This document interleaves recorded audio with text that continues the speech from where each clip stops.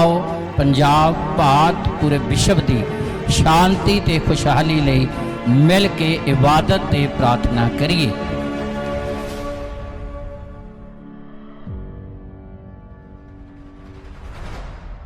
परमेश्वर आप सारिਆਂ ਨੂੰ आशीष देवे, बरकत देवे। ये समा पवित्र दिन तुसां सारिਆਂ ਦੇ ਲਈ ਵੱਡੀ आशीष ਦੇ ਨਾਲ, ਵੱਡੀ ਰਹਿਮਤ ਦੇ ਨਾਲ ਭਰਪੂਰ ਹੋਵੇ।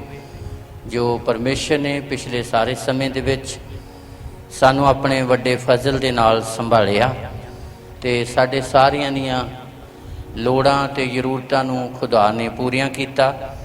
ਸਾਰੇ ਦੇ ਲਈ ਅਸੀਂ ਪਰਮੇਸ਼ਰ ਦਾ ਧੰਨਵਾਦ ਕਰਦੇ ਹਾਂ ਜੋ ਸਮੇਂ-ਸਮੇਂ ਤੇ ਉਹ ਸਾਡੀ ਅਗਵਾਈ ਕਰਦਾ ਆ ਤੇ ਆਪਣੇ ਵਾਅਦਿਆਂ ਨੂੰ, ਆਪਣੇ ਪਾਕ ਕਲਾਮ ਨੂੰ ਆਪਣੇ ਲੋਕਾਂ ਦੇ ਜੀਵਨ ਦੇ ਵਿੱਚ ਪੂਰੀਆਂ ਕਰਦਾ ਆ। ਸਾਰੇ ਦੇ ਲਈ ਅਸੀਂ ਖੁਦਾ ਦਾ ਧੰਨਵਾਦ ਕਰਦੇ ਹਾਂ ਅੱਜ ਦੇ ਇਸ ਉੱਤਮ ਖਾਸ ਕਰਕੇ ਪਵਿੱਤਰ ਦਿਨ ਦੇ ਲਈ, ਕਿਉਂਕਿ ਸਬਤ ਦਾ ਦਿਨ ਪਰਮੇਸ਼ਰ ਦੇ ਪਾਕ ਕਲਾਮ ਦੇ ਅਨੁਸਾਰ ਪਰਮੇਸ਼ਰ ਦੇ ਲੋਕਾਂ ਦੇ ਲਈ ਬਰਕਤ ਦਾ ਦਿਨ ਹੈ, ਪਰਮੇਸ਼ਰ ਦੇ ਲੋਕਾਂ ਦੇ ਲਈ ਆਸ਼ੀਸ਼ ਦਾ ਦਿਨ ਹੈ, रूहानी और जिसमानी आशीषां दा।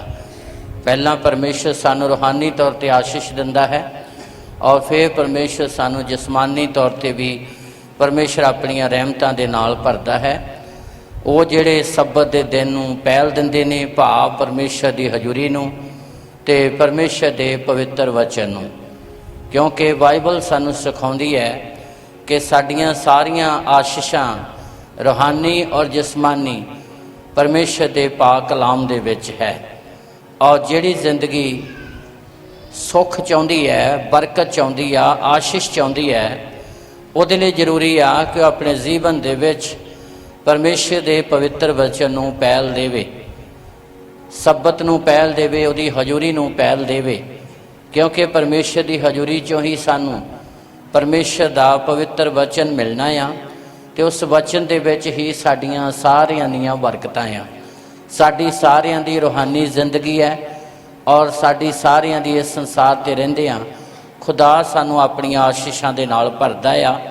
जिहड़े परमेश्वर दे वचन दे प्रति वफादार रहिंदे ने, जिहड़े ओनली परमेश्वर दी आवाज़ सुनदे आ, परमेश्वर दे वचन ते भरोसा रखदे आ ते परमेश्वर दे वचन नूं अपनी जिंदगी दा आधार बनाउंदे आ, परमेश्वर उन्होंने सारी दुनिया के लिए बरकत का कारण बनाता है।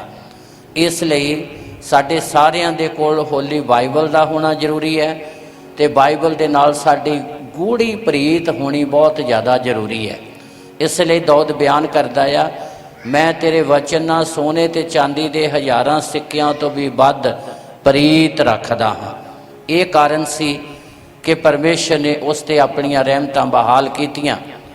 और पुराने नियम च भी असी देखते हाँ इजरायली लोगों लिए ठहराया गया खुदा का जन मूसा, वो बरकत की जदों गल करता आ तो बरकत की जदों आशीष की गल करता आ तो उसने पहली गल व्यवस्था 28 अध्याय की पहली आयत दे विच लिखिया है। मैं चाहना हाँ पढ़िए, ध्यान दे नाल सुनिए।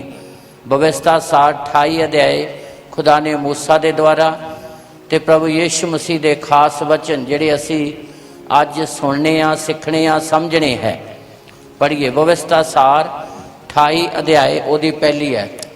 तो ऐ होवेगा हाँ कि जे तुसी यहोवा अपने परमेश्वर की आवाज़ मन ला के सुनो अते उस दे सारे हुक्मां की पालना करके पूरा करो जिन्हां दा मैं अज तुहानूं हुक्म दिना हाँ, तां यहोवा तुहाडा परमेश्वर तुहानूं धरती दीयां सारियां कौमां उत्ते उच्चा करेगा। बस हालेलुया, हालेलुया। अगे सारियां ही आशीषां आ जिन्हां जिन्हां दी सानू जरूरत है। 14 आयत तक 14 दे विच जदों असीं पढ़दे हां लिखिया, परमेश्वर तुहानूं सिर ठहराऊगा, पूछ नहीं, तुसीं उताहां ही रहोगे, हेठा नहीं। पर ये सारियां ही आशीषां है किथे? पहली आयत दे विच, जे तुसीं यहोवा अपने परमेश्वर की आवाज़ मन ला के सुनो ते उसदे वचन नूं पूरा करो। ਜਿਹੜਾ ਪਰਮੇਸ਼ਰ ਦੇ ਵਚਨ ਨੂੰ ਪੂਰਾ ਕਰਦਾ ਆ, ਪਰਮੇਸ਼ਰ ਉਸ ਨੂੰ ਆਪਣੀਆਂ ਆਸ਼ੀਸ਼ਾਂ ਦੇ ਨਾਲ ਭਰਦਾ ਆ। ਔਰ ਜਿਹੜੇ ਪੂਰਾ ਨਹੀਂ ਕਰਦੇ, 14 ਐਤ ਤੋਂ ਬਾਅਦ ਦੇ ਵਿੱਚ ਉਹਨਾਂ ਦੇ ਲਈ ਦੁੱਖ, ਕਸ਼ਟ, ਮੁਸੀਬਤਾਂ ਸਾਰਾ ਕੁਝ ਲਿਖਿਆ ਹੈ। ਔਰ ਜਿੰਨੀਆਂ ਇਸ ਜ਼ਮੀਨ ਦੇ ਉੱਤੇ ਬਿਮਾਰੀਆਂ, ਆਫਤਾਂ ਆ, ਉਹ ਵੀ ਇਸੇ ਅਧਿਆਏ ਦੇ ਵਿੱਚ ਲਿਖੀਆਂ ਗਈਆਂ ਆ। ਇਸੇ ਲਈ ਇਹਦੀ ਹੈਡਲਾਈਨ ਦੇ ਵਿੱਚ ਲਿਖਿਆ, ਹੈਡਲਾਈਨ ਪੜ੍ਹੋ ਕੀ ਲਿਖਿਆ ਆ। ਪਰਮੇਸ਼ਰ ਦੇ ਮੰਨਣ ਦੀਆਂ ਬਰਕਤਾਂ ਅਤੇ ਪਰਮੇਸ਼ਰ ਤੋਂ ਬੇਮੁਖ ਹੋਣ ਦੇ ਸਰਾਪ। ਬਰਕਤ ਔਰ ਸਰਾਪ ਦੋਨੇ ਚੀਜ਼ਾਂ ਲਿਖੀਆਂ ਆ। ਆਸ਼ੀਸ਼ ਕਿੱਦਾਂ ਆਉਣੀ ਹੈ? ਜਦੋਂ ਅਸੀਂ ਪਰਮੇਸ਼ਰ ਦੇ ਵਚਨ ਨੂੰ ਮੰਨਦੇ ਹਾਂ, ਆਧਾਰ ਬਣਾਉਂਦੇ ਹਾਂ, ਫਿਰ ਆਸ਼ੀਸ਼ ਹੈ। ਜਦੋਂ ਅਸੀਂ ਪਰਮੇਸ਼ਰ ਦੇ ਵਚਨ ਤੋਂ ਬੇਮੁਖ ਹੁੰਦੇ ਹਾਂ, ਨਿਰਾਦਰ ਕਰਦੇ ਹਾਂ, ਫਿਰ 14 ਐਤ ਤੋਂ ਬਾਅਦ ਦੇ ਵਿੱਚ ਸਾਰੀਆਂ ਹੀ ਆਫਤਾਂ, ਮੁਸੀਬਤਾਂ, ਸਾਰਾ ਕੁਝ ਜੋ ਦੁਨੀਆ 'ਚ ਘਟ ਰਿਹਾ ਆ, ਇਹ ਤੁਹਾਨੂੰ ਇਸੇ ਅਧਿਆਇ ਦੇ ਵਿੱਚ ਮਿਲੇਗਾ। ਜਿੰਨੀਆਂ ਬਿਮਾਰੀਆਂ ਆ, ਬਿਮਾਰੀਆਂ ਦੀ ਖੋਜ ਸਮਾਂ ਪਾ ਕੇ ਅੱਜ ਇਹਨਾਂ ਦਿਨਾਂ 'ਚ ਨਿਕਲਦੀ ਹੈ, ਪਰ ਖੁਦਾ ਨੇ ਹਜ਼ਾਰਾਂ ਸਾਲ ਪਹਿਲਾਂ ਹੀ ਮੂਸਾ ਦੇ ਦੁਆਰਾ ਇਹਨਾਂ ਗੱਲਾਂ ਨੂੰ ਪ੍ਰਗਟ ਕਰ ਦਿੱਤਾ।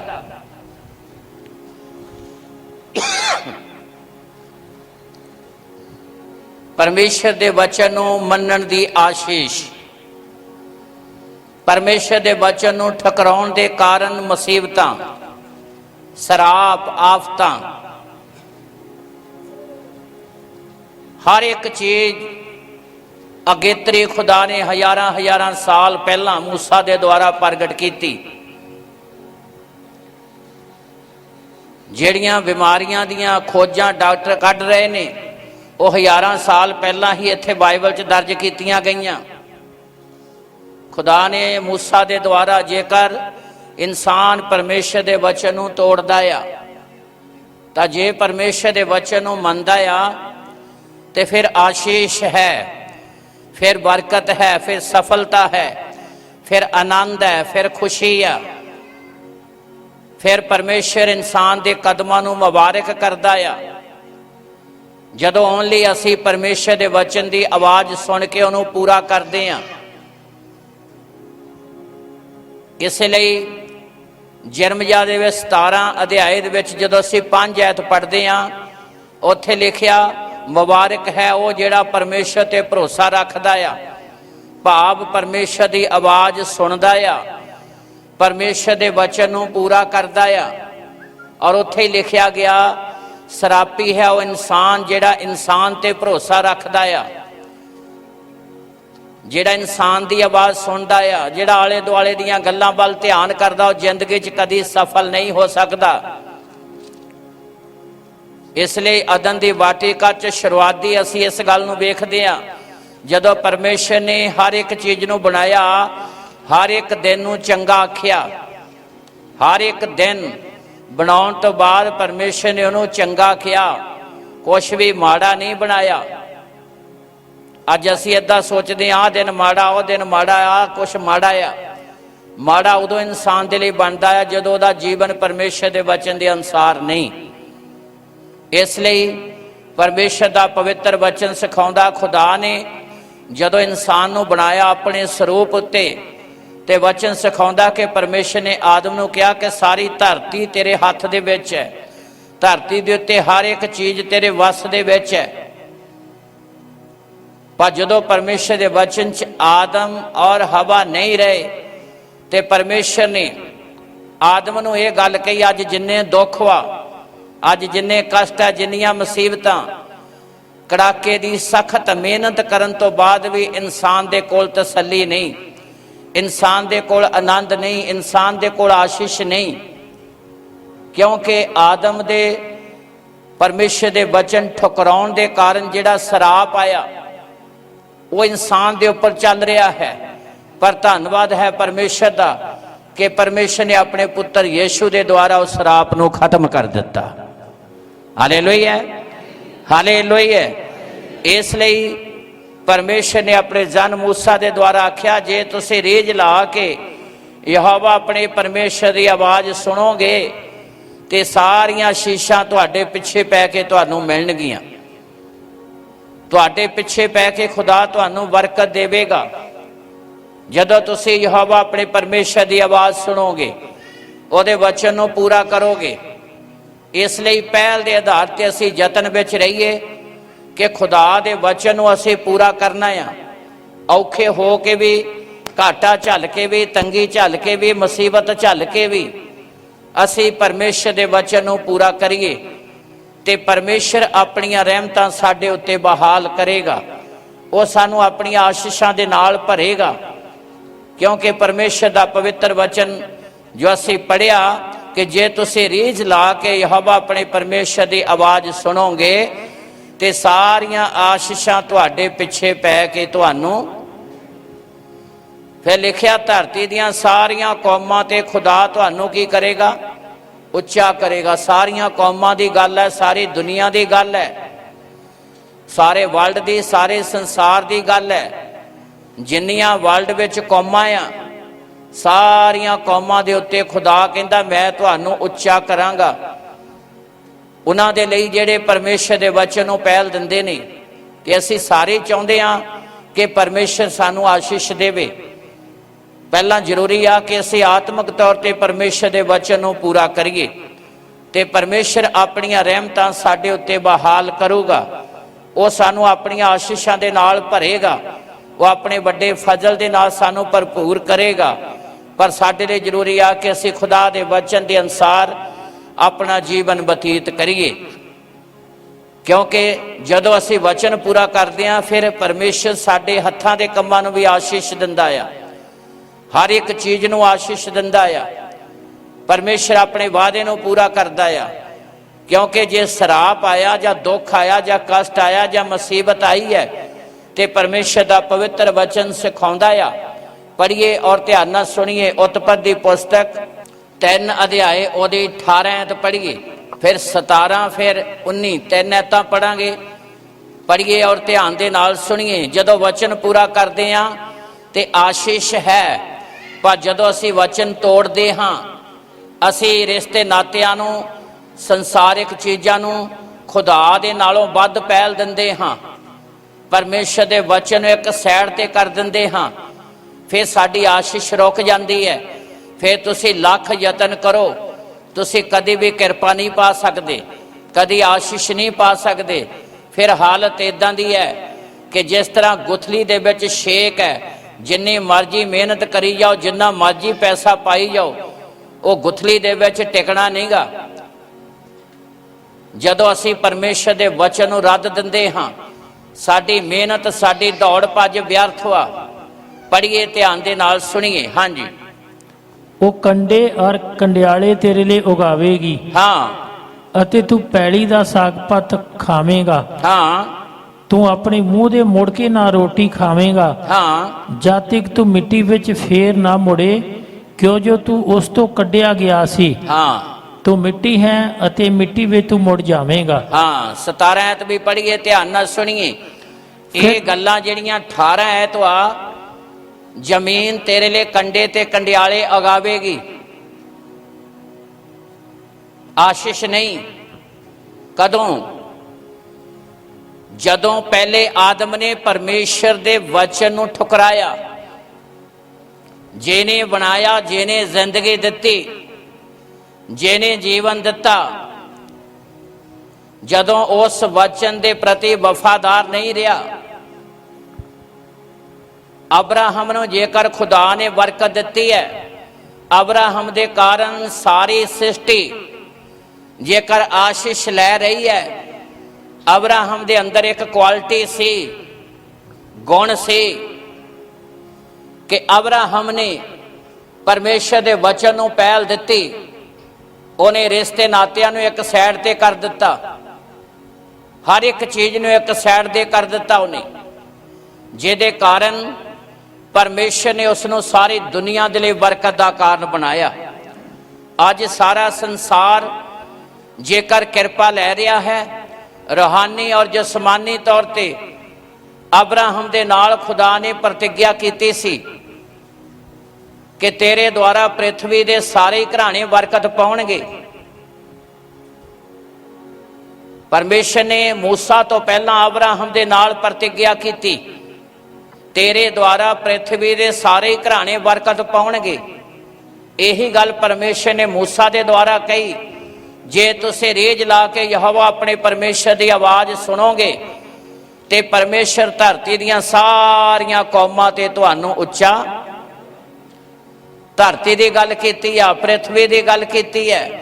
खुदा ने अब्राहम के नाल भी पृथ्वी की गल की, परमेश्वर ने अपने जन मूसा के द्वारा भी धरती की गल की है कि धरती दियां सारियां कौमां ते मैं तुहानूं उच्चा करांगा। हालेलुया। हुण असीं ये देखदे हां, सराप आउंदा कदों है, मुसीबत आउंदी कदों आ, दुख आउंदा कदों आ, समस्या आउंदी कदों आ, जदों असीं परमेश्वर के वचन नूं एक साइड ते करके जमीनी रिश्ते नातिਆਂ ਨੂੰ ਪਹਿਲ ਦਿੰਦੇ ਆ, जमीनी रिश्ते नातिਆਂ ਦੇ ਵੱਲ ਧਿਆਨ ਕਰਦੇ ਆ। खुदा ਦੇ वचन ਦੇ ਨਾਲੋਂ ਅਸੀਂ जमीनी ਗੱਲਾਂ ਦੇ ਉੱਤੇ ਜ਼ਿਆਦਾ ਪਹਿਲ ਦਿੰਦੇ ਆ, ਜਿਹਦੇ ਕਾਰਨ आशीष ਸਾਡੀ ਰੁਕਦੀ ਹੈ, बरकत साडी रुक जाती है। बरकत रुक जाती है तो समस्या साडे लई शुरू हो जाती है, दुख साडे लई शुरू हो जाता, कष्ट साडे लई शुरू हो जाता, परेशानियां साडे लई शुरू हो जांदियां। ये 18 ऐत जिहड़ी असीं पढ़ी आ, लिखिया जमीन तेरे लिए कंडे ते कंडियाले उगावेगी।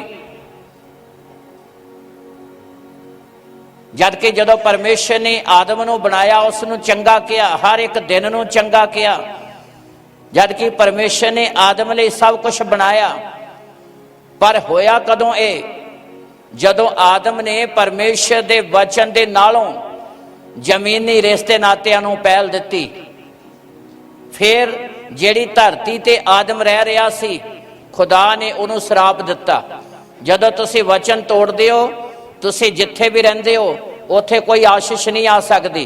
तुसीं लख यतन करो, भावें सारी दुनिया घूम फिर के आ जाओ, आशीष नहीं आवेगी जद तक तुसीं अपनी जिंदगी दे विच परमेश्वर के वचन नूं पहल नहीं दिंदे।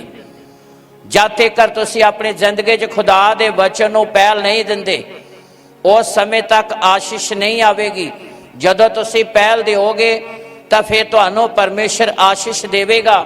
फिर ये हालत होवेगी कि तुसीं मेहनत घट करोगे तो खुदा तुहानूं आशीष ज़्यादा देवेगा। ताली मारिए जोर दे नाल। जदों मेहनत तुसीं घट करोगे तो खुदा तुहानूं आशीष ज़्यादा,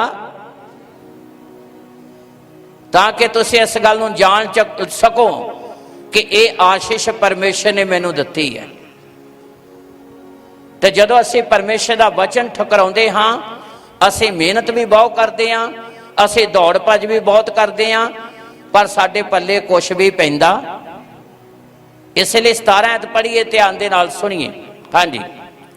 फिर उसने आदमी नूं आख्या, हाँ जी, कि इसलिए कि तू अपनी तीमी की गल सुनी, हाँ, अते उस बिरछ तो खादा, हाँ, जिस दे वेखे मैं तैनूं हुक्म दिता सी, अगे, भी उस तो ना खावी, हाँ, सो जमीन तेरे कान सरापत होई। जमीन जेदे उत्ते तू रह रहा आ, आदम तेरे कारण सरापत है,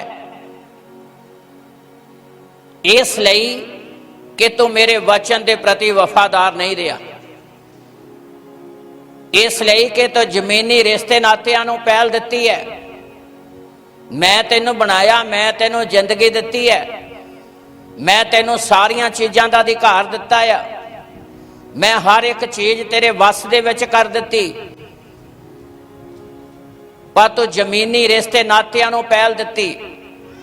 जे अब्राहम साडे अगे आ और परमेश्वर ने सारी दुनिया लई उन्होंने बरकत का कारण बनाया, ते अब्राहम दे अंदर एक क्वालिटी से कि परमेश्वर ने उन्होंने कहा अपना देश छड्ड, अपने रिश्तेदार साख संबंधी छड्ड, अपने बाप का घर छड्ड, ते वो रिश्ते नाते बाप का घर धन दौलत हर एक चीज़ वालों ध्यान हटा के परमेश्वर के वचन के अनुसार निकल तुरिया।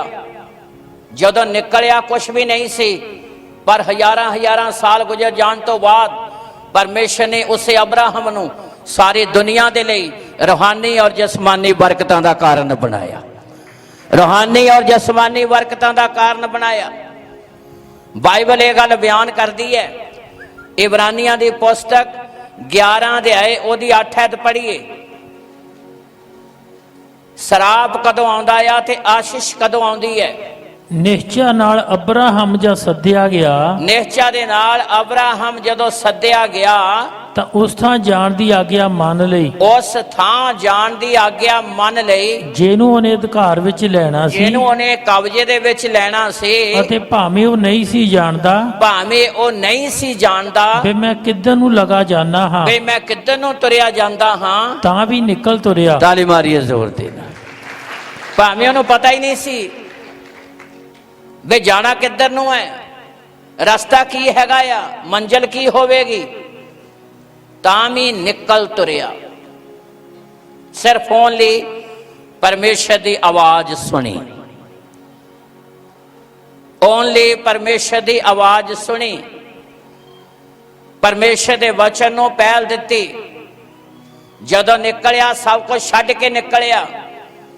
पर अज दे समय च असीं देखदे हां कि परमेश्वर ने उहनूं सारे संसार लई बरकत का कारण बनाया। ईमानदारां दा, विश्वासियां दा अब्राहम पिता कहलाउंदा आ। प्रभु यीशु मसीह ने लूका दी अंजील 16 अध्याय च जदों असीं उत्थे पढ़दे हां सानूं ये गल्लां मिलदियां आ। अमीर आदमी बारे ते ओदी ड्योड़ी दे अगे जिहड़ा लाजर कोड़ी सी, जिहदे शरीर सारा फोड़ियां नाल भरिया होया सी, जिहदे जख्मां नूं कुत्ते भी आके चटदे सन, चूरा भूरा खा के वो अपना समा बतीत करदा सी। जदों उस गरीब दुखी लाचार लाजर दी मौत हुई ते वो अब्राहम दी गोद दे विच शांति पा रहा सी। किहदी गोद विच? जिहड़ा सर्वशक्तिमान परमेश्वर वाल संकेत है। अब्राहम ईमानदारां दा पिता, जिहड़े ईमानदार ने, जिहड़े बलीवर ने, जिहड़े विश्वासी ने, वो अब्राहम वांग परमेश्वर दियां आशीषां दे हकदार बनदे आ। वो परमेश्वर दे किरपा दे हकदार बनदे आ। इसलिए अब्राहम दे अंदर एक क्वालिटी सी कि जिस दिन खुदा ने उहदे नाल गल कीती, अब्राहम ने रिश्ते नातियां दे नालों, इंसानां दियां गल्लां दे नालों, सज्जे खब्बे दियां गल्लां दे नालों, सज्जे खब्बे दी आवाज सुनने दी बजाए उन्हें ओनली परमेश्वर की आवाज सुनी। जे असीं परमेश्वर की आवाज नहीं सुनते, जे असीं उहदे ते पैरा नहीं दिंदे, फिर जिन्नी मर्जी असीं मेहनत करते रहिए कोई आशीष नहीं आवेगी, कोई बरकत नहीं होवेगी, कोई संतुष्टि नहीं होवेगी। इसे इत्थे असीं वचन दे विच इसे गल नूं वेखदे हां, आदम तेरे कारण धरती की हुई आ, सरापत हुई है, क्योंकि परमेश्वर की आवाज नहीं सुनी। जिन्हें तेनों जिंदगी दिती, जिन्हें तेनों बनाया, जिन्हें अपने स्वरूप ते तेनों बनाया। इसलिए पूरी आयत पढ़िए, आदम तेरे कारण धरती सरापत है। हाँ, ਫਿਰ ਉਸਨੇ ਆਦਮੀ ਨੂੰ ਆਖਿਆ, ਇਸ ਲਈ ਕਿ ਤੂੰ ਆਪਣੀ ਤੀਵੀਂ ਦੀ ਗੱਲ ਸੁਣੀ ਅਤੇ ਉਸ ਬਿਰਛ ਤੋਂ ਖਾਧਾ ਜਿਸ ਦੇ ਵਿਖੇ ਮੈਂ ਤੈਨੂੰ ਹੁਕਮ ਦਿੱਤਾ ਸੀ ਵੀ ਉਸ ਤੋਂ ਨਾ ਖਾਈ, ਸੋ ਜ਼ਮੀਨ ਤੇਰੇ ਕਾਰਨ ਸਰਾਪਤ ਹੋਈ। ਤੂੰ ਆਪਣੇ ਜੀਵਨ ਦੇ ਸਾਰੇ ਦਿਨ ਉਸ ਤੋਂ ਦੁੱਖ ਨਾਲ ਖਾਵੇਂਗਾ। हाँ, किद्दां खावेगा सारे दिन? यही कारण। पर धन्नवाद है परमेश्वर दा, प्रभु यीशु मसीह दे वसीले असी आदम दे द्वारा आए हुए शराप तो आज़ादी पाउंदे हां। पर तद जे असी परमेश्वर दे वचन नूं पहल दिंदे हां,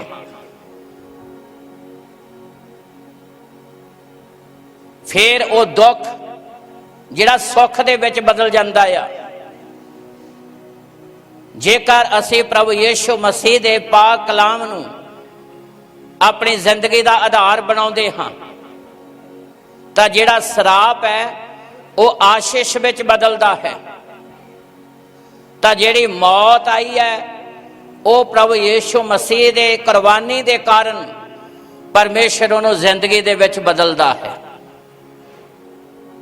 ਦੁੱਖ ਨੂੰ ਸੁੱਖ 'ਚ ਬਦਲਦਾ ਆ, ਸਰਾਪ ਨੂੰ ਆਸ਼ੀਸ਼ ਵਿੱਚ ਬਦਲਦਾ ਹੈ, ਔਰ ਮੌਤ ਨੂੰ ਦੂਸਰਾ ਆਦਮ ਪ੍ਰਭੂ ਯੀਸ਼ੂ ਮਸੀਹ ਜ਼ਿੰਦਗੀ ਦੇ ਵਿੱਚ ਬਦਲਦਾ ਹੈ।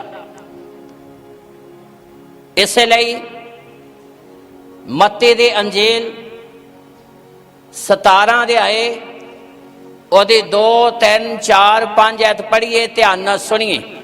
ਅਤੇ ਉਹਦਾ ਰੂਪ ਉਹਨਾਂ ਦੇ ਸਾਹਮਣੇ ਬਦਲ ਗਿਆ ਹਾਂ, ਅਤੇ ਉਹਦਾ ਮੂੰਹ ਸੂਰਜ ਵਾਂਗੂ ਚਮਕਿਆ ਅੱਗੇ ਅਤੇ ਉਹਦੇ ਕੱਪੜੇ ਚਾਨਣ ਜਿਹੇ ਚਿੱਟੇ ਹੋ ਗਏ। ਹਾਂ, ਅਤੇ ਵੇਖੋ ਜੋ ਮੂਸਾ ਅਤੇ ਏਲੀਜਾ ਉਸ ਨਾਲ ਗੱਲਾਂ ਕਰਦੇ ਉਹਨਾਂ ਨੂੰ ਵਿਖਾਈ ਦਿੱਤੇ। ਅੱਗੇ ਤਦ ਪਤਰਸ ਨੇ ਅੱਗੋਂ ਯਿਸੂ ਨੂੰ ਆਖਿਆ, ਹਾਂ, ਪ੍ਰਭੂ ਜੀ, ਸਾਡਾ ਇੱਥੇ ਹੋਣਾ ਚੰਗਾ ਹੈ। ਜੇ ਤੂੰ ਚਾਹੇ ਤਾਂ ਇੱਥੇ 3 ਡੇਰੇ ਬਣਾਵਾਂ, ਇੱਕ ਤੇਰੇ ਲਈ, ਇੱਕ ਮੂਸਾ ਲਈ, ਇੱਕ ਏਲੀਜਾ ਲਈ। ਉਹ ਅਜੇ ਬੋਲਦਾ ਹੀ ਸੀ ਕਿ ਵੇਖੋ ਇੱਕ ਜੋਤਮਾਨ ਬੱਦਲ ਨੇ ਉਹਨਾਂ ਉੱਤੇ ਛਾਂ ਕੀਤੀ, ਤੇ ਵੇਖੋ ਉਸ ਬੱਦਲ ਵਿੱਚੋਂ ਇੱਕ ਆਵਾਜ਼ ਇਹ ਕਹਿੰਦੀ ਆਈ, ਜੋ ਇਹ ਮੇਰਾ ਪਿਆਰਾ ਪੁੱਤਰ ਹੈ, ਜਿਸ ਤੋਂ ਮੈਂ ਪ੍ਰਸੰਨ ਹਾਂ, ਉਹਦੀ ਸੁਣੋ। ਬਸ। Hallelujah, hallelujah. ਧਿਆਨ ਦੇ ਨਾਲ ਸੁਣੀਏ। ਇੱਥੇ ਪ੍ਰਭੂ ਦਾ ਰੂਪ ਜਿਹੜਾ ਜਲਾਲੀ ਹੋ ਗਿਆ, ਕਲਾਮ ਦੇ ਵਿੱਚ ਅਸੀਂ ਪੜ੍ਹਿਆ 2 ਐਤ ਦੇ ਵਿੱਚ ਕਿ ਪ੍ਰਭੂ ਯੀਸ਼ੂ ਮਸੀਹ ਦਾ ਮੁਖ ਜਿਹੜਾ ਸੂਰਜ ਦੀ ਤਰ੍ਹਾਂ ਚਮਕਦਾ ਸੀ, ਤੇ ਮੂਸਾ ਤੇ ਏਲੀਜਾ ਪ੍ਰਭੂ ਯੀਸ਼ੂ ਦੀ ਕੁਰਬਾਨੀ ਦੇ ਬਾਰੇ ਉਹਦੇ ਨਾਲ ਗੱਲਾਂ ਕਰ ਰਹੇ ਸਨ।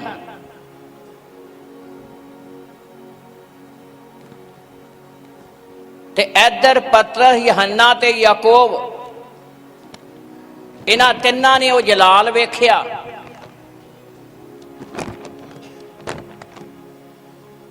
ਕਈ ਵਾਰੀ ਅਸੀਂ ਕਹਿੰਦੇ ਜੀ ਮੈਂ ਆ ਦਰਸ਼ਨ ਵੇਖਿਆ, ਮੈਨੂੰ ਯੀਸ਼ੂ ਦੇ ਦਰਸ਼ਨ ਹੋ ਗਏ, ਮੈਂ ਜੀ ਆ ਦਰਸ਼ਨ ਵੇਖਿਆ। ਬਹੁਤ ਉੱਤਮ, ਵਧੀਆ ਗੱਲ ਹੈ। ਗੱਲ ਉੱਥੇ ਹੀ ਨਹੀਂ ਰਹਿਣ ਵਾਲੀ, ਉਹ ਤੋਂ ਅੱਗੇ ਜਾਣਾ ਆ। ਹੁਣ ਇੱਥੇ ਜਲਾਲ ਯੀਸ਼ੂ ਮਸੀਹ ਦਾ ਤਾਂ ਪਤਰਸ ਨੇ ਵੀ ਵੇਖਿਆ, ਤਾਂ ਏਲੀਜਾ ਤੇ ਮੂਸਾ ਦੇ ਦਰਸ਼ਨ ਤਾਂ ਪਤਰਸ, ਯਹੰਨਾ ਤੇ ਯਾਕੂਬ ਨੇ ਵੀ ਕਰ ਲਏ।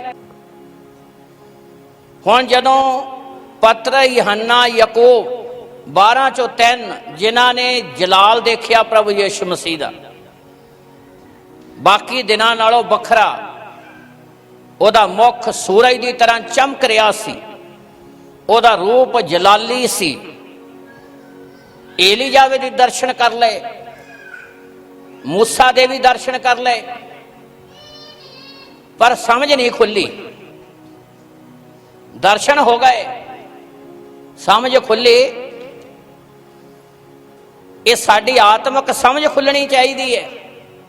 ਨਾ ਸਮਝ ਖੁੱਲਣ ਦੇ ਕਾਰਨ ਅਸੀਂ ਇੱਥੇ ਪੜ੍ਹਿਆ, ਪਤਰਸ ਕੀ ਕਹਿੰਦਾ,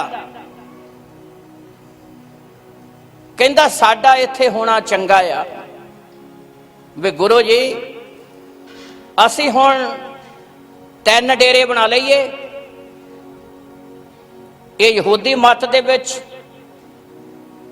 ਇੱਕ ਖਾਸ ਵਿਚਾਰਧਾਰਾ ਸੀ, ਜਿੱਥੇ ਕੋਈ ਫਰਿਸ਼ਤਾ ਦਰਸ਼ਨ ਦੇ ਦਿੰਦਾ ਸੀ, ਜਿੱਥੇ ਖੁਦਾ ਕਿਸੇ ਨਾਲ ਗੱਲ ਕਰਦਾ ਸੀ, ਜਿੱਥੇ ਉਹ ਕਿਤੇ ਪਰਮੇਸ਼ਰ ਦਰਸ਼ਨ ਦੇ ਦੁਆਰਾ ਗੱਲ ਕਰਦਾ ਸੀ, ਉਹਨੂੰ ਉਹ ਖਾਸ ਸਥਾਨ ਮੰਨਦੇ ਸਨ।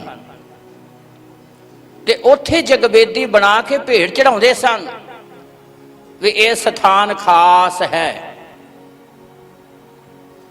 ਹੁਣ ਇਹੀ ਗੱਲ ਪਤਰਸ ਕਹਿ ਰਿਹਾ, ਕਹਿੰਦਾ ਜੀ ਤੁਹਾਡਾ ਹੁਕਮ ਹੋਵੇ ਤਾਂ ਅਸੀਂ 3 ਡੇਰੇ ਬਣਾ ਲਈਏ, ਇੱਕ ਤੇਰੇ ਲਈ, ਇੱਕ ਏਲੀਜਾ ਲਈ, ਤੇ ਤੀਸਰਾ ਮੂਸਾ ਦੇ ਲਈ। ਉਧਰ ਵੀ 3 ਤੇ ਇੱਧਰ ਵੀ 3, ਪਤਰਸ, ਯਹੰਨਾ ਤੇ ਯਾਕੂਬ।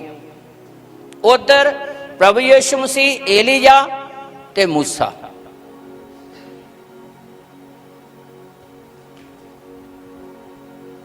ਹੁਣ ਚੇਲਾ ਗੁਰੂ ਨੂੰ ਸਲਾਹ ਦੇ ਰਿਹਾ ਆ। ਚੇਲਾ ਕੀ ਕਰ ਰਿਹਾ?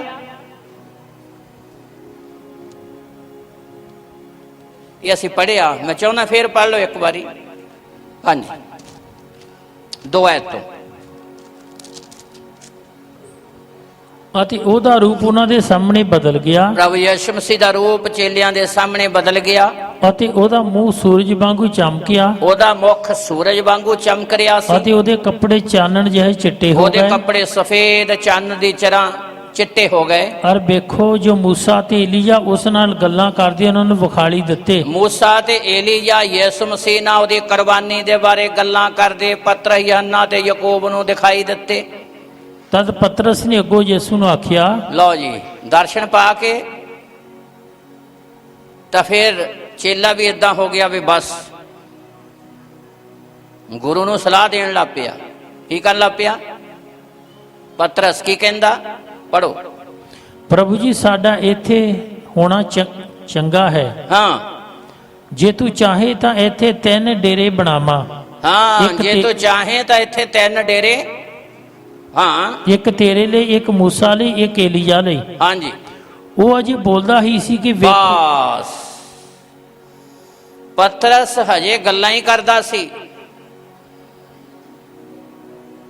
ਗੱਲਾਂ ਕਰਦੇ ਕਰਦੇ ਕੀ ਵਾਪਰਿਆ? ਆਕਾਸ਼ ਵਿੱਚ ਤਬਦੀਲੀ ਹੋਣ ਲੱਗ ਪਈ।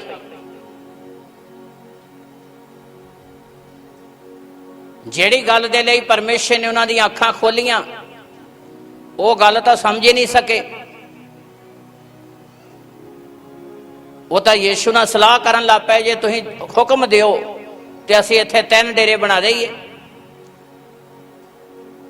ਗੱਲ ਖੁਦਾ ਸਾਡੇ ਨਾਲ ਗੱਲ ਕਰਦਾ, ਦਰਸ਼ਨ ਦਿੰਦਾ, ਗੱਲ ਉੱਥੇ ਹੀ ਖਤਮ ਨਹੀਂ। ਇਹ ਨਾ ਸੋਚੋ ਵੀ ਮੋਹਰ ਲੱਗ ਗਈ ਆ, ਪਰਫੈਕਟ ਹੋ ਗਏ। ਜਿਹੜੇ ਪਰਫੈਕਟ ਹੋਣਾ ਆ ਉਹ ਉਦੋਂ ਹੀ ਬਣਨਾ ਆ ਜਦੋਂ ਅਸੀਂ ਗੁਰੂ ਦੀ ਆਵਾਜ਼ ਸੁਣਾਂਗੇ ਤੇ ਉਹਦੇ ਵਚਨ ਤੇ ਚੱਲਾਂਗੇ। ਤਾਲੀ ਮਾਰੀਏ ਜ਼ੋਰ ਦੇ ਨਾਲ। ਸੁਣਾਉਣ ਦੇ ਨਾਲ ਨਹੀਂ, ਸੁਣਨ ਨਾਲ। ਐਨੀ ਗੱਲ ਕਰ ਹੀ ਰਿਹਾ ਸੀ। ਅੱਗੇ ਪੜ੍ਹੀਏ। ਉਹ ਅਜੇ ਬੋਲਦਾ ਹੀ ਸੀ ਉਹ ਅਜੇ ਬੋਲਦਾ ਹੀ ਸੀ ਕਿ ਵੇਖੋ, ਇੱਕ ਜੋਤਮਾਨ ਬੱਦਲ ਨੇ ਉਹਨਾਂ ਉੱਤੇ ਛਾਂ ਕੀਤੀ, ਇੱਕ ਜੋਤਮਾਨ ਜਲਾਲੀ ਬੱਦਲ ਨੇ ਉਹਨਾਂ ਦੇ ਉੱਤੇ ਛਾਂ ਕਰ ਦਿੱਤੀ। ਅਤੇ ਵੇਖੋ ਉਸ ਬੱਦਲ ਵਿੱਚੋਂ ਇੱਕ ਆਵਾਜ਼ ਇਹ ਕਹਿੰਦੀ ਆਈ, ਬੱਦਲ ਵਿੱਚੋਂ ਇੱਕ ਆਵਾਜ਼ ਇਹ ਕਹਿੰਦੇ ਆਈ, ਜੋ ਇਹ ਮੇਰਾ ਪਿਆਰਾ ਪੁੱਤਰ ਹੈ, ਇਹ ਮੇਰਾ ਪਿਆਰਾ ਪੁੱਤਰ ਹੈ, ਜਿਸ ਤੋਂ ਮੈਂ ਪ੍ਰਸੰਨ ਹਾਂ, ਜਿਸ ਤੋਂ ਮੈਂ ਪ੍ਰਸੰਨ ਹਾਂ। ਉਹਦੀ ਸੁਣੋ। ਬਸ, ਹਾਲੇਲੂਇਆ। ਉਹਦੇ ਕੀ ਕਰੋ? ਕਿਉਂ ਆਵਾਜ਼ ਆਈ? ਕਿਉਂ ਇਹ ਗੱਲ ਕਹੀ ਉਹਦੀ ਸੁਣੋ? ਕਿਉਂਕਿ ਪਤਰਸ ਯੀਸ਼ੂ ਨੂੰ ਸੁਣਾ ਰਿਹਾ ਸੀ। ਪਤਰਸ ਯੀਸ਼ੂ ਨੂੰ ਸਲਾਹ ਦੇ ਰਿਹਾ ਸੀ। ਪਤਰਸ ਯੀਸ਼ੂ ਨੂੰ ਕੀ ਕਰ ਰਿਹਾ ਸੀ? ਬੋਲੀਏ। ਤੇ ਗੁਰੂ ਨੇ ਤਾਂ ਫਿਰ ਚੇਲੇ ਦੀ ਨਹੀਂ ਗੱਲ ਮੰਨੀ। ਤੇ ਜੇ ਗੁਰੂ ਚੇਲੇ ਦੀ ਗੱਲ ਮੰਨ ਲੈਂਦਾ ਫਿਰ ਪਤਾ ਕੀ ਹੋਣਾ ਸੀ? ਜੇ ਗੁਰੂ ਕਹਿੰਦਾ ਠੀਕ ਆ 3 ਡੇਰੇ ਬਣਾ ਲਓ, ਤੇ ਜੇ 3 ਡੇਰੇ ਬਣਾ ਕੇ ਬਹਿ ਜਾਂਦੇ ਨਾ, ਇੱਕ ਜਗ੍ਹਾ ਪਤਰਸ ਨੇ ਬਹਿ ਜਾਣਾ ਸੀ, ਦੂਜੀ ਜਗ੍ਹਾ ਯਾਕੂਬ ਨੇ ਬਹਿ ਜਾਣਾ ਸੀ, ਤੀਜੀ ਜਗ੍ਹਾ ਯਹੰਨਾ ਨੇ ਬਹਿ ਜਾਣਾ ਸੀ। ਤੇ ਜਿਹੜਾ ਵਿਜ਼ਨ, ਜਿਹੜੀ ਬੁਲਾਹਟ ਲੋਕਾਂ ਨੂੰ ਬਚਾਉਣ ਦੀ ਸੀਗੀ, ਉਹ ਖਤਮ। ਹਾਲੇਲੂਇਆ। ਗੁਰੂ ਨੇ ਚੇਲੇ ਦੀ ਆਵਾਜ਼ ਨਹੀਂ ਸੁਣੀ, ਉੱਪਰੋਂ ਆਵਾਜ਼ ਆਈ ਹੈ, ਇਹਨੂੰ ਸੁਣਾਓ ਨਾ, ਇਹਦੀ ਸੁਣੋ। ਤਾਲੀ ਮਾਰੀਏ ਜ਼ੋਰ ਦੇ ਨਾਲ। ਇਹ ਦੁਨੀਆ ਦੀ ਨਾ ਸੁਣੋ, ਦੁਨੀਆ ਨੂੰ ਸੁਣਾਓ। ਜੇ ਤੁਸੀਂ ਦੁਨੀਆ ਦੀ ਸੁਣੋਗੇ, ਤੁਸੀਂ ਆਪਣੀ ਬੁਲਾਹਟ ਭੁੱਲ ਜਾਓਗੇ, ਤੁਸੀਂ ਆਪਣੀ ਆਸ਼ੀਸ਼ ਗਵਾ ਬੈਠੋਗੇ। ਜਦੋਂ ਆਵਾਜ਼ ਆਈ ਉੱਪਰੋਂ, ਫਿਰ ਕੁਛ ਹੋਰ ਘਟਿਆ, ਕੁਛ ਹੋਰ ਵਾਪਰ ਗਿਆ। ਜਿਹੜੀ ਅਸਲੀ ਗੱਲ ਸੀ ਫਿਰ ਬਣ ਗਈ। ਸ਼ਾਇਦ ਪੜੋ, ਇਹ ਗੱਲ ਬਣਾਉਣੀ ਸੀ ਉੱਪਰ ਵਾਲੇ ਨੇ। ਅਤੇ ਚੇਲੇ ਇਹ ਸੁਣ ਕੇ ਮੂਧੇ ਮੂੰਹ ਡਿੱਗ ਪਏ। ਆ ਗੱਲ ਹੈ ਅਸਲੀ। ਤਾਲੀ ਮਾਰੀਏ ਜ਼ੋਰ ਦੇ ਨਾਲ। ਚੇਲੇ ਇਹ ਸੁਣ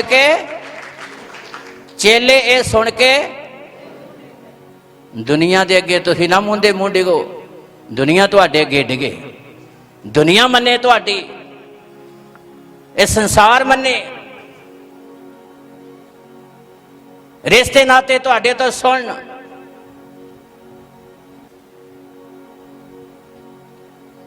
ਚੇਲੇ ਇਹ ਸੁਣ ਕੇ ਪਹਿਲੀ ਗੱਲ ਡਰ ਗਏ, ਦੂਸਰੀ ਗੱਲ ਮੁੰਦੇ ਮੂੰਹ ਪਤਾ ਲੱਗ ਗਿਆ ਕਿ ਯੀਸ਼ੂ ਮਨੁੱਖ ਨਹੀਂ, ਇਹ ਪਰਮੇਸ਼ਰ ਦਾ ਪੁੱਤਰ ਹੈ, ਇਹ ਪ੍ਰਭੂ ਹੈ, ਰਾਜਿਆਂ ਦਾ ਰਾਜਾ ਤੇ ਪ੍ਰਭੂਆਂ ਦਾ ਪ੍ਰਭੂ ਹੈ। ਤਾਲੀ ਮਾਰੀਏ ਜ਼ੋਰ ਦੇ ਨਾਲ। ਇਸ ਲਈ ਮੇਰੇ ਭਾਈ ਭੈਣੋ, ਸਾਡੇ ਲਈ ਜ਼ਰੂਰੀ ਆ ਅਸੀਂ ਇਸ ਗੱਲ ਨੂੰ ਜਾਣੀਏ। ਸਾਡੇ ਲਈ ਜ਼ਰੂਰੀ ਆ ਕਿ ਅਸੀਂ ਪਰਮੇਸ਼ਰ ਦੇ ਵਚਨ ਨੂੰ ਆਪਣੀ ਜ਼ਿੰਦਗੀ ਦਾ ਆਧਾਰ ਬਣਾਈਏ। ਸਾਡੇ ਲਈ ਜ਼ਰੂਰੀ ਹੈ ਕਿ ਅਸੀਂ ਪਰਮੇਸ਼ਰ ਦੇ ਵਚਨ ਦੇ ਉੱਤੇ ਪਹਿਰਾ ਦੇਈਏ, ਉਹਦੀ ਸੁਣੀਏ, ਗੁਰੂ ਦੀ ਸੁਣੀਏ ਤੇ ਦੁਨੀਆ ਨੂੰ ਸੁਣਾਈਏ। ਏਦਾਂ ਦੀ ਗੱਲ ਨਾ ਹੋਵੇ ਕਿ ਅਸੀਂ ਦੁਨੀਆ ਦੀ ਸੁਣੀਏ ਤੇ ਗੁਰੂ ਦੇ ਵਚਨ ਨੂੰ ਰੱਦ ਦਈਏ। ਜੇ ਦੁਨੀਆ ਦੀ ਸੁਣੋਗੇ ਤੇ ਗੁਰੂ ਦੇ ਵਚਨ ਨੂੰ ਰੱਦ ਦਿਓਗੇ ਤੇ ਸਾਡੀ ਆਸ਼ੀਸ਼ ਸਟਾਪ ਹੋ ਜਾਵੇਗੀ, ਸਾਡੀ ਬਰਕਤ ਰੁਕ ਜਾਵੇਗੀ, ਬਰਕਤ ਤੁਹਾਡੀ ਜ਼ਿੰਦਗੀ 'ਚ ਨਹੀਂ ਆਵੇਗੀ। ਆਦਮ ਤੇਰੇ ਕਾਰਨ ਧਰਤੀ ਸਰਾਪਤ ਹੋਈ ਹੈ। ਹੁਣ ਜਿੰਨੀ ਮਰਜ਼ੀ ਮਿਹਨਤ ਕਰ, ਇਹ ਕੰਡੇ ਤੇ ਕੰਡਿਆਲੇ ਤੇਰੇ ਲਈ ਅਗਾਵੇਗੀ ਤੇ ਤੂੰ ਹੁਣ ਦੁੱਖ ਦੀ ਰੋਟੀ ਖਾਏਂਗਾ। ਤੇ ਜਿਹੜੇ ਵਚਨ ਪੂਰਾ ਕਰਦੇ ਨੇ ਉਹ ਸੁੱਖ ਦੀ ਰੋਟੀ ਖਾਂਦੇ ਨੇ। ਤਾਲੀ ਮਾਰੀਏ ਜ਼ੋਰ ਦੇ ਨਾਲ। ਜਿਹੜੇ ਵਚਨ ਪੂਰਾ ਕਰਦੇ ਨੇ ਉਹਨਾਂ ਦੇ ਲਈ ਧਰਤੀ ਆਸ਼ੀਸ਼ ਬਣ ਜਾਂਦੀ ਹੈ।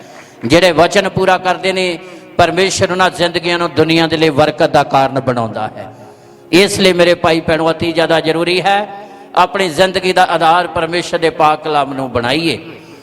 ਯਹੋਨਾ ਦੀ ਅੰਜੀਲ 8 ਅਧਿਆਇ ਦੀ 31 ਤੇ 32 ਆਇਤ ਪੜ੍ਹੀਏ, ਧਿਆਨ ਦੇ ਨਾਲ ਸੁਣੀਏ। ਤਾਂ ਯਿਸੂ ਨੇ ਉਹਨਾਂ ਯਹੂਦੀਆਂ ਨੂੰ ਜਿਨ੍ਹਾਂ ਉਹਦੀ ਪ੍ਰਤੀਤ ਕੀਤੀ ਸੀ ਆਖਿਆ, ਤਾਂ ਪ੍ਰਭੂ ਯਿਸੂ ਮਸੀਹ ਨੇ ਪ੍ਰਚਾਰ ਕਰਦੇ ਕਰਦੇ ਉਹਨਾਂ ਯਹੂਦੀਆਂ ਨੂੰ ਜਿਨ੍ਹਾਂ ਨੇ ਪ੍ਰਤੀਤ ਕੀਤੀ ਆਖਿਆ, ਜੇ ਤੁਸੀਂ ਮੇਰੇ ਬਚਨ ਤੇ ਖਲੋਤੇ ਰਹੋ। ਹਾਂ, ਵਚਨ ਤੇ ਖਲੋਤੇ ਰਹੋ। ਆਸ਼ੀਸ਼ ਕਿੱਥੇ ਹੈ?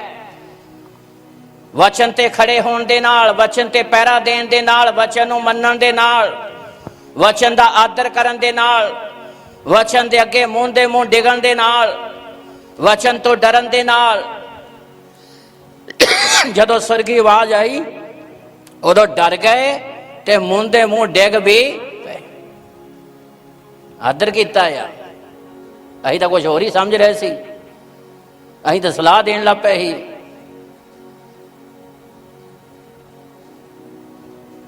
ਤੁਹਾਡਾ ਹੁਕਮ ਹੋਵੇ ਤਾਂ ਅਸੀਂ 3 ਡੇਰੇ ਬਣਾ ਲਈਏ। ਜਦੋਂ ਅਸੀਂ ਸੱਜੇ ਖੱਬੇ ਧਿਆਨ ਕਰਾਂਗੇ, ਅਸੀਂ ਆਪਣੀ ਬੁਲਾਹਟ, ਅਸੀਂ ਆਪਣੀ ਆਸ਼ੀਸ਼ ਗਵਾ ਬੈਠਾਂਗੇ।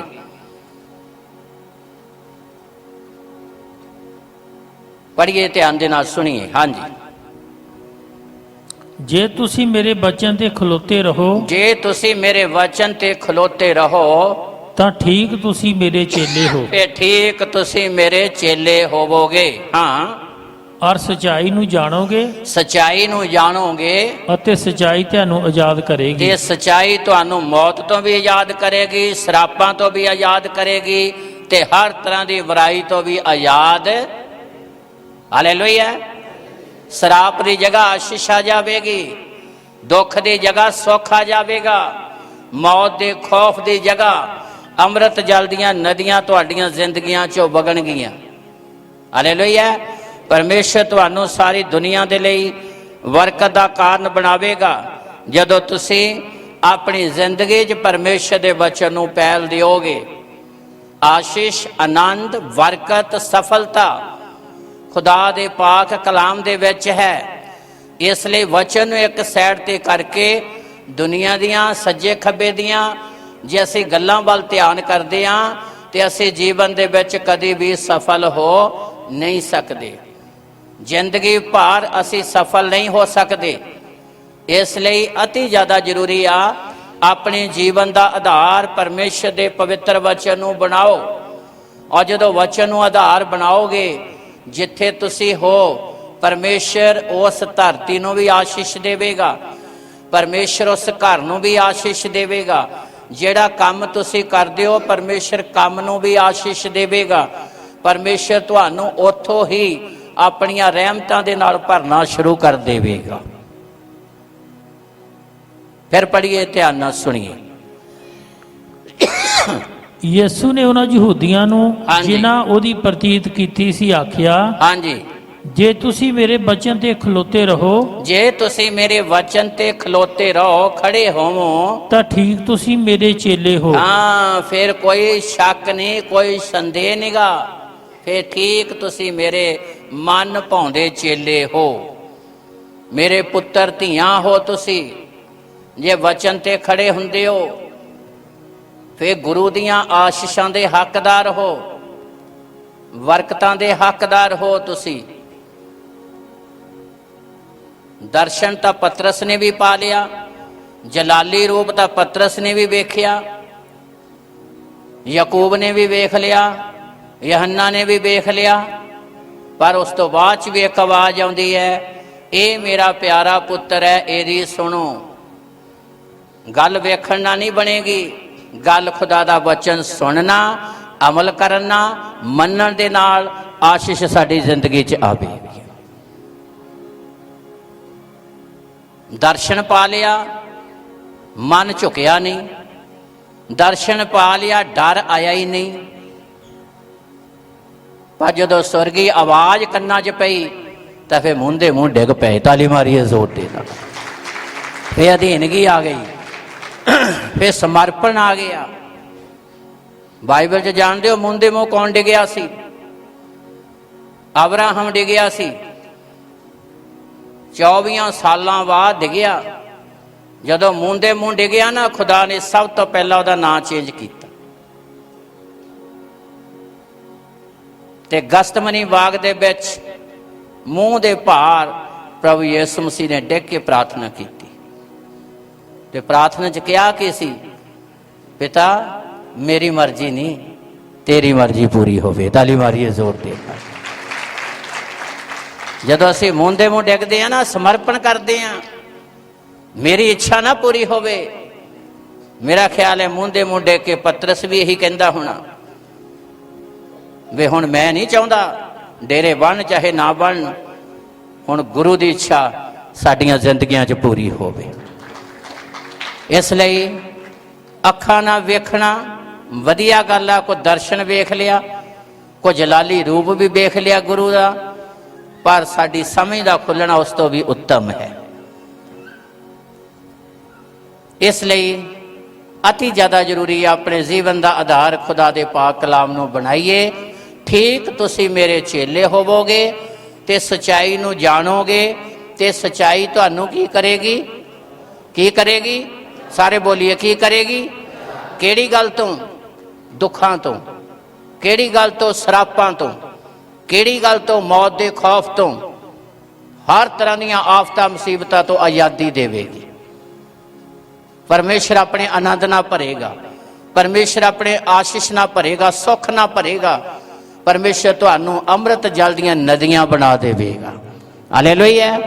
ਇਸ ਲਈ ਪ੍ਰਭੂ ਦੇ ਵਿਸ਼ਵਾਸੀਓ, ਜ਼ਰੂਰੀ ਆ ਕਿ ਅਸੀਂ ਆਪਣੀ ਜ਼ਿੰਦਗੀ ਦਾ ਆਧਾਰ ਪਰਮੇਸ਼ਰ ਦੇ ਪਾਕ ਕਲਾਮ ਨੂੰ ਬਣਾਈਏ ਤੇ ਆਸ਼ੀਸ਼ਾਂ ਤੁਹਾਡੇ ਪਿੱਛੇ ਪੈ ਕੇ ਮਿਲਣਗੀਆਂ, ਬਰਕਤਾਂ ਤੁਹਾਡੇ ਪਿੱਛੇ ਪੈ ਕੇ ਮਿਲਣਗੀਆਂ, ਸੁੱਖ ਤੁਹਾਨੂੰ ਪਿੱਛੇ ਪੈ ਕੇ ਮਿਲੇਗਾ, ਆਨੰਦ ਤੁਹਾਨੂੰ ਪਿੱਛੇ ਪੈ ਕੇ ਮਿਲੇਗਾ, ਆਸ਼ੀਸ਼ਾਂ ਤੁਹਾਡੇ ਪਿੱਛੇ ਪੈ ਕੇ ਮਿਲਣਗੀਆਂ, ਤੁਹਾਨੂੰ ਚਿੱਤ ਚੇਤਾ ਵੀ ਨਹੀਂ ਹੋਵੇਗਾ। ਪ੍ਰਭੂ ਯਿਸੂ ਮਸੀਹ ਨੇ ਆਖਿਆ, ਜਿੱਥੇ ਤੁਸੀਂ ਬੀਜਿਆ ਨਹੀਂਗਾ, ਪ੍ਰਭੂ ਤੁਹਾਨੂੰ ਉੱਥੋਂ ਵੱਢਣ ਵਾਸਤੇ ਭੇਜੂਗਾ। ਮਿਹਨਤ ਕਿਸੇ ਹੋਰ ਨੇ ਕੀਤੀ ਹੋਊਗੀ ਤੇ ਫਲਦਾਰ ਤੁਸੀਂ ਬਣੋਗੇ। ਤਾਲੀ ਮਾਰੀਏ ਜ਼ੋਰ ਦੇ ਨਾਲ। ਫਲਦਾਰ ਤੁਸੀਂ ਬਣੋਗੇ। ਤੇ ਜੇ ਵਚਨ ਨੂੰ ਠੁਕਰਾਉਂਦੇ ਹੋ, ਮਿਹਨਤ ਅਸੀਂ ਕਰਾਂਗੇ ਤੇ ਫਲ ਕੋਈ ਹੋਰ ਖਾ ਜਾਊਗਾ।